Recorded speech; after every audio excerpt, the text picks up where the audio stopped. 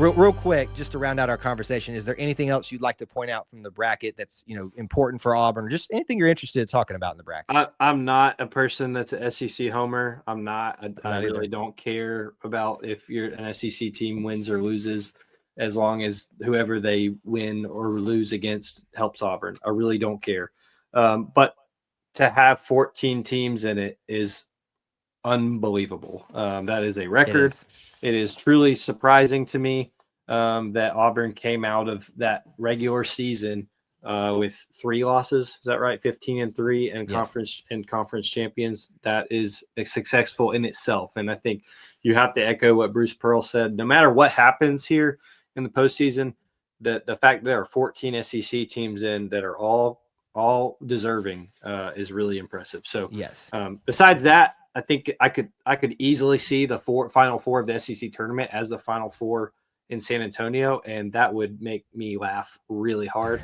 But we'll have to see. It's March, so you never know, and I really can't wait for it. It's going to be fun. It's going to be really fun. There are some regions that feel a little bit easier than others. In fact, there was a metric put out there on the CBS broadcast. Who has the easiest? I didn't see this. The easiest 2 were the Midwest and the East, Duke and Florida. By the metrics, let me back that up. The West and the East have the easiest. They were ranked at the lower the number. Let me back up. So how they do it is they do it by the seeding, essentially, and how they fill that out.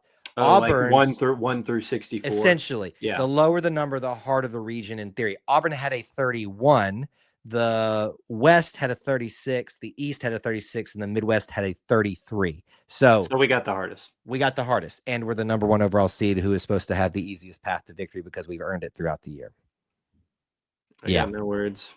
Yes. So it is what it is. Doesn't matter. You got to roll the ball out there and play. And this is why I made the prediction I did. So if Auburn gets through this region, national champions, baby, clip it. I don't care. Bring me the smoke. I'm ready for it. It's getting clipped everywhere. I'm ready for the smoke. Okay. We'll leave it there. There'll be some time to talk about what does or doesn't happen next week. And we'll talk about maybe final. Yes. All right. Let's real quick, Kyle. Wait, real quick, Kyle. Go ahead. How sad were you? This is not Auburn related. I understand it, but how sad were you to not see Greg Gumbel when you turned on the selection show? You had to go there.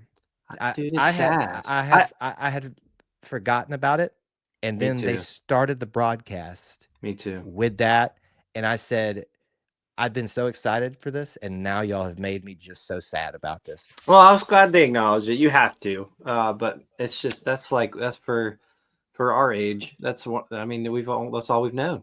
He's been the guy. It is sad, very sad. Way to bring the segment down to end the thing. Of course, yeah.